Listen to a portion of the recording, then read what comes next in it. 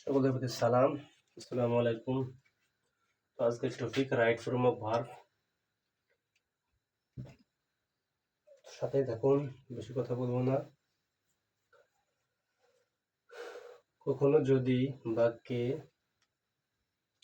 চলে আসে it is plus subject plus who, তাহলে রাইট ফর্ম অফ ভার্বটা কি হবে?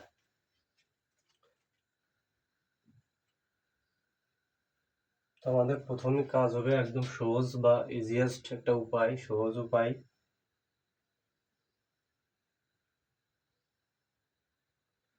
সেটা হচ্ছে কি, আমরা হুটাকে ডিরেক্ট কেটে দেবো। হুটাকে কি করব, ডিরেক্ট কেটে দিব।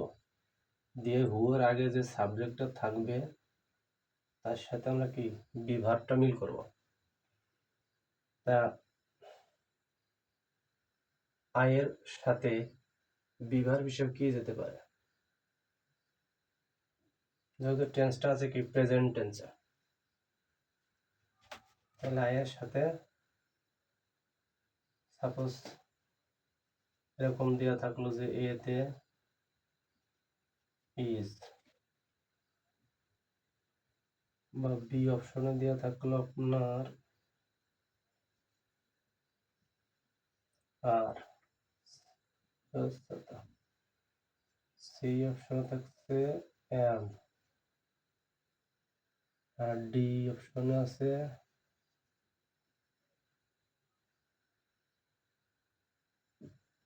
Just be. তাহলে কোনটা হবে? ইট ইজ আই, আয়ের সাথে কি আই ইজ হয় না, আর হয় না, এর সাথে জাস্ট এম হয়। তাহলে অ্যান্সার কি হবে? এম। অ্যান্সার কি হবে? এম। আবার দেখা যাচ্ছে যে সবসময় তো এখানে আই থাকবে না, কখনো কখনো এখানে চেঞ্জ হইতে পারে। সাপোজ এখানে আই না দিয়ে আয়ের পরিবর্তে যদি ইউ থাকে, জাস্ট ইউ, তাহলে কি হবে?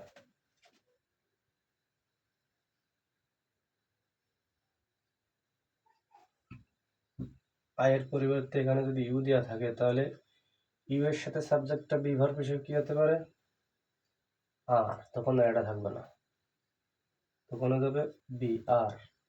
তখন হয়ে যাবে কি আর, কারণ আয়ের সাথে আই আম, ইউর সাথে আর। আবার যদি কখনো কখনো কি হি থাকে, তাহলে হির সাথে কি ইজ।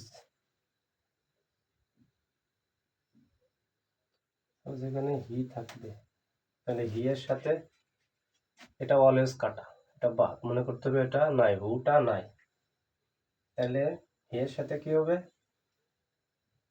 হি এর সাথে হয়ে যাবে ইজ, হি এর সাথে হবে ইজ। তাহলে আই থাকলে আই অ্যাম, ইউ থাকলে আর, আর হি এর সাথে ইজ। এর কোনো চেঞ্জ নাই। আই এর সাথে আই অ্যাম হবে, ইউ এর সাথে আর, আর হি এর সাথে সবসময় ইজ। আশা করি আপনারা বিষয়টি বুঝতে পেরেছেন যে বাক্যে কখনো যদি it is subject plus who থাকে, তাহলে কিভাবে করতে হবে। হুটা প্রথমে কেটে দিব, মনে মনে কেটে দিব। কেটে দিয়ে যে হু এর আগে যে সাবজেক্ট থাকতো, হু এর আগে,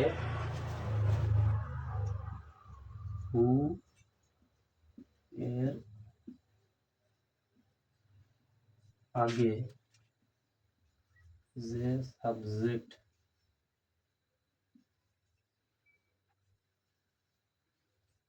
থাকবে সে সাবজেক্ট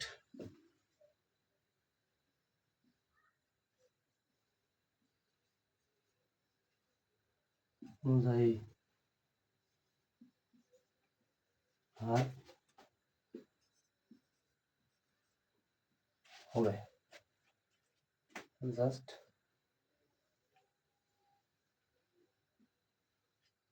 এটা হু এর আগে যে সাবজেক্ট থাকবে সে সাবজেক্ট অনুযায়ী ভার্ব হবে।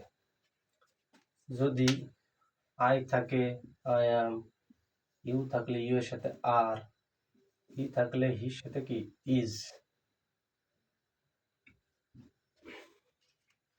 আশা করি বুঝতে পেরেছেন। আজ এতটুকুই। খুদা হাফেজ।